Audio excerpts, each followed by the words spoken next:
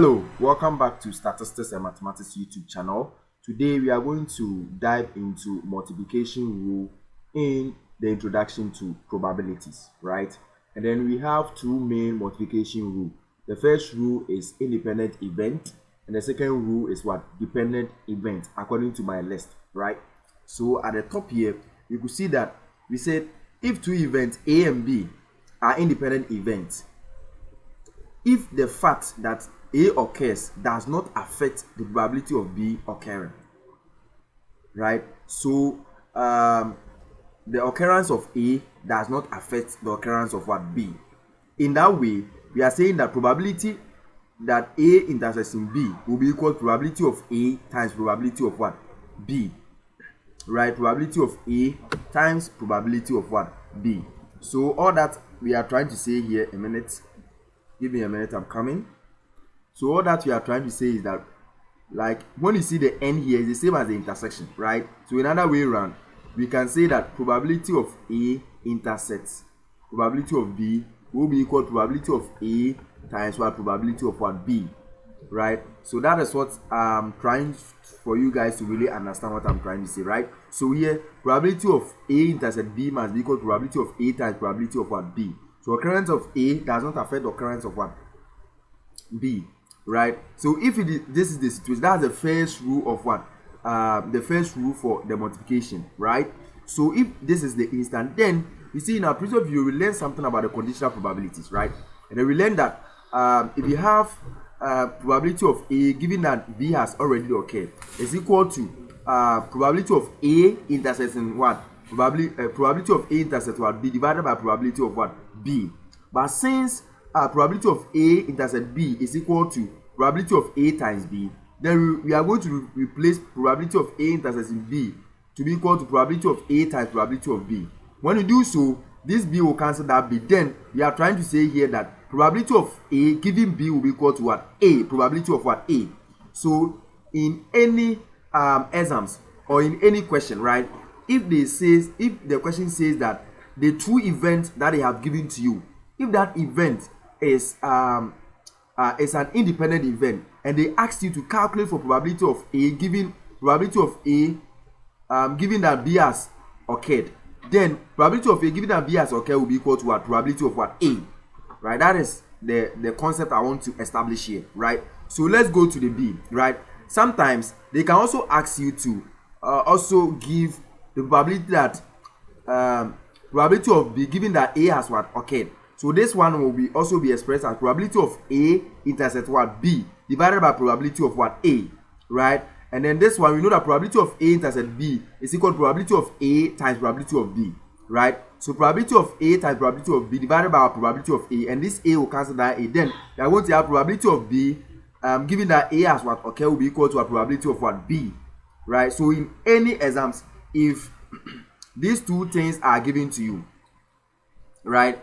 If probability of A given that B has occurred is given to you, and probability of B given that A has been occurred is given to you, and these two events A and B are independent, then straight away the probability for this one will be equal to probability of A, and the probability of this one will be equal to probability of what? B. As simple as that, right? So we are saying that two events can only be independent, right? If they are independent, occurrence of one does not affect the occurrence of what? The other. So let's go to the second rule, the second multiplication rule, right? We said two events A and B are dependent events if the fact that A occurs affects the probability of B what? Occurring, right? So here, if the fact that A occurring affects the probability of B occurring, then probability of A intersect B must be equal to probability of A times probability of what? B given what? A. So let me show you how this thing was what? Work out, and how we got that, right? So if you have probability of what? B given A is equal to probability of what? A intersect what? Probability of B divided by probability of what? A, right? And then we are just making probability of A intersect what? B the subject, right? And then when you want to make it the subject, you multiply both sides by probability of what? A, you multiply both sides by probability of B. This one is going to cancel that one, right? So therefore we can say that probability of A intersect B must be equal to probability of what? sorry, this one is A, not B. Probability of A times probability of B giving what? A. So this is how things can be worked out, right? So let's go to our slides and solve some examples under the dependent and independent event, right? Yes, let's go to our slides. So for our first question, we are saying that a coin is tossed and a die is rolled. Find the probability of getting a head and then rolling a 6, right? So here the coin is tossed once, and here the die is what? Tossed what? Once, or rolled what? Once, right? And then in our previous video on introduction to probability, we learned that the sample space for tossing a coin once, right, is equal to head and what? A tail. And then sample space for tossing a die once is what? 1, 2, 3, 4, 5, 6, right? So that is it, right? And then the question is asking us to find the probability of getting a head and then rolling what? A 6. So you could see clearly that the outcome on the coin does not affect the probability of what? Rolling what? A 6 on a die. There are two different what? Events occurring. Right? So he says probability of getting a head. And if we probability of getting a head here, right? Probability of getting a head, right, will be equal to 1 divided by our 2, because we have only one head here, right, which will be our 1. That's a number of what? Events. And then we have our sample, we have 2 elements inside. So our n into bracket of x will be what? 2. So here we are having probability of h to be equal to 1 divided by what? 2, right? And then probability of, and the next one is what? Rolling what? 6. So out of this sample, if you roll 6, mean that we are having a number of events to be 1, and the total number of sample space will be 6. So here our probability of rolling 6 will be equal to 1 divided by what? 6, right? So simple as ABC. We are asked to find the probability of getting a head and then rolling a 6. So here will be probability of h and what? 6. And we just learned that probability of h and 6 will be equal to probability of 8 times probability of what? 6. And we know probability of h to be what? Half times probability of 6, which is what? 1 over what? 6. And when we multiply it together, we are getting 1 divided by what? 12. Right? That's our first question. So let's continue to our second question. So for our second question, we are saying that the probability that a particular nail surgery is successful is 0.85, right? The probability that that surgery will be successful is 0.85. If 3 new surgeries are conducted, what is the probability that all 3 new surgeries are successful, right? So here we selected 3 surgeries that was being what? Conducted, right? So if all the 3 surgeries are what?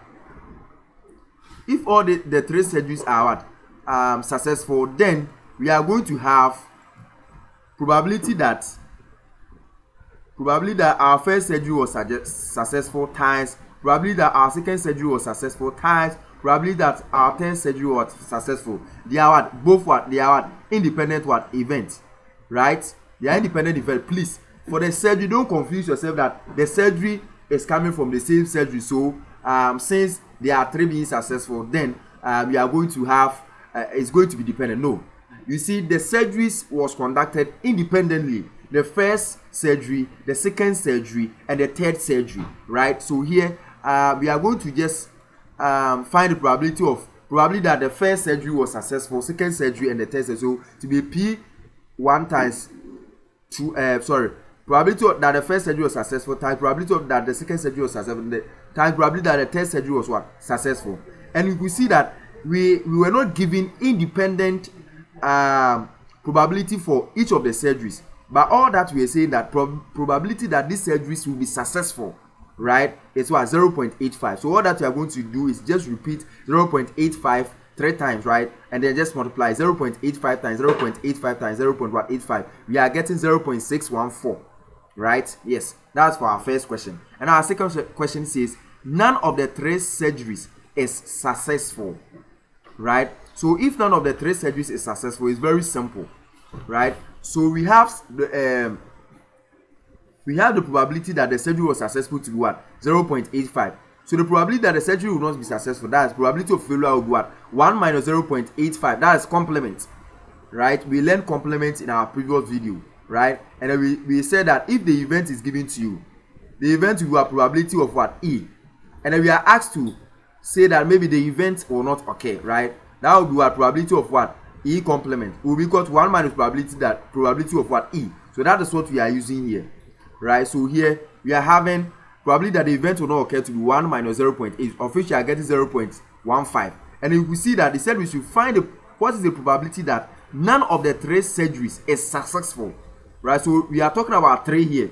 So non-successful what? Surgeries, right? So here we are going to repeat what we did in the solution for the A, right? But here this time we are not going to use the 0.8, but rather we are going to use 0.15 since we are talking about non-successful, right? So we are going to have 0.15 times 0.15 times 0.15, of which when you multiply it, you are getting 0.003, right? And then at least 1 successful surgery, right? If at least 1, we can also find a complement of that, because for at least means 1 or more, right? So we are going to move from 1, 2 to 3, right? But if we have non-successful surgery, we can write this thing to be also be 1 minus probability of what? Non-successful surgery, right? That's the opposite of listing 1, 2, 3 up to infinity, right? So here we know that unsuccessful surgery was what? 0.003, of which we are getting 1 minus 0.003, which is equal to 0.997, right? So that is the solution to this question, right? And then for question 3, said at the university in Western Pennsylvania, there were 5 that reported in 2003, and 16 in 2004, and 32 in 2005, right? So if a researcher wishes to select at random 2 to further investigate, find the probability that both will have occurred in 2004, right? So here in this case the events are dependent event, since the researcher wishes to investigate 2 distinct cases, right? So it's surely going to be what? A dependent event, right? And then since he wants to investigate the 2 events, right, hence the first case is selected and not what? Repeated, right? So here we are going to have the event B1 and the event what? B2, right? And then we know that event B1 and the event B2 is equal to probability of B1 times probability of B2 giving what? B1, because that is what we learned from our discussion here. That if events are dependent, probability of A and B will be called probability of A times probability of what? B giving what? A.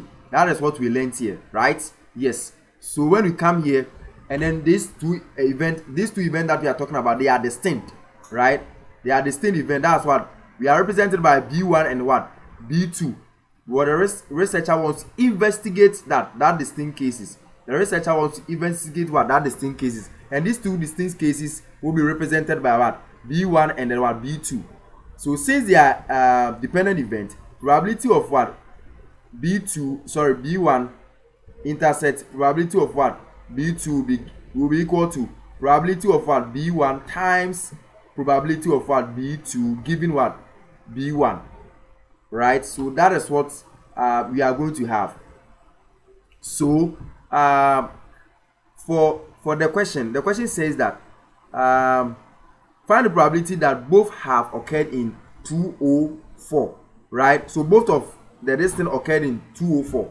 So it means that surely they are going to be dependent, right? Because they were all existing in what? 2004, right? If in case they were existing in 2003, 2004, or existing in 2003 and 2005, then you could see that they are surely dependent, right? Independent. But since both of the observations are occurring in 2004, then surely we are going to experience what? Dependent what? Event.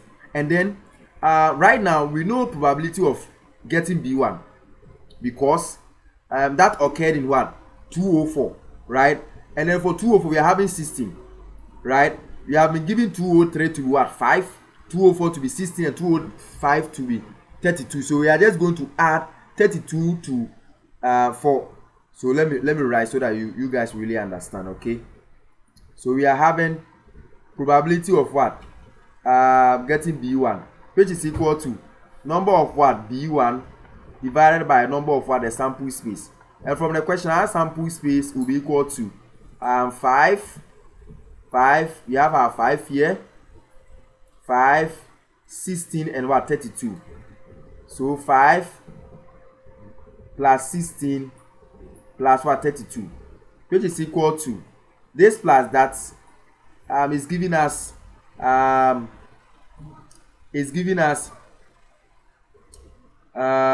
21 plus 32 is giving us what 53, right? That is what we are having, 53, right? So at the end of the day, since you are having 53 to be a sample space, we know that our number of b12 is what 15, right? So right now our probability of getting b1 is equal to what 15 divided by what 53, right? 15 divided by what 53. So here our b1 is equal to 15 divided by 53, right? It's left with what probability of b2 giving b1. Probability of b2 giving b1, what you are going to do is to just subtract 1 from the numerator of what the b1 and the 1 from the denominator of what b1, and that one will be for what probability of b2 giving what b1. So here we are going to get 16 divided by what 52 times 15 divided by what 52, because this is just simple as that. You see, two events were all existing in 204, and the first event was drawn and we got 16 divided by 53. So if we are going to draw the second event, it means that this 16 is out and this 53 is what out. So the next one will be what 15, and then the other one will be what 52. So once you multiply, you're getting what 60 divided by what 689, and the final answer will be 0.087. So that is as simple as that, right? Yes. So let's go to our last question, our question 4, right? So we are having this one. A worldwide insurance company found that 53% of the residents of a city had homeowners insurance, that's H, with the company, right? Of these clients, 27 also had automobile insurance A with the company. If the resident is selected at random, find the probability that the resident has both homeowners and then automobile insurance with the worldwide insurance what company. So you could see clearly that from the question, right? These same people that belongs to what the worldwide insurance company also belongs to what the automobile insurance. So definitely this is what dependent what event, right? This is what dependent what event. And then we could see that we should find the probability of what the homeowners and the automobile what insurance with the worldwide insurance company, right? So here we know that the H is the home insurance and the A is the automobile what insurance of these same people. So we are going to have A intersect what B, which will be equal to probability of H times probability of A given what H. And we know clearly that 53%, that's 0.5, was for what the H, that's the home insurance, right? And then A given H, probability of A given H was given here, right? Or say of this client, 27% also had automobile insurance with what the company. So with the home insurance and then the automobile insurance, these same people have what 27%. So here our probability of A given H will be equal to what 0.27. So when we multiply 0.53 and a 0.27, we are getting 0.1431, right? So this is Statistics and Mathematics YouTube channel. If you haven't subscribed, kindly subscribe, like and share so that the videos will get to your friends for them to also watch. I have some examples here that I want us to also continue solving so that we really understand the multiplication rule for the probability, right? Yes. So because of time, I'll give this one to you as an assignment, right? So kindly make sure you are going to do it, compare it to the answers that I have here. For this example, this is the solution to the example, right? And for this example, this is the solution to this example. So kindly take your time and then solve so that you really understand what we are doing here. Statistics and Mathematics YouTube channel is this. If you haven't subscribed, kindly subscribe, like and share so that this video will get to your friends for them to watch. Thank you. Bye. Have a great day.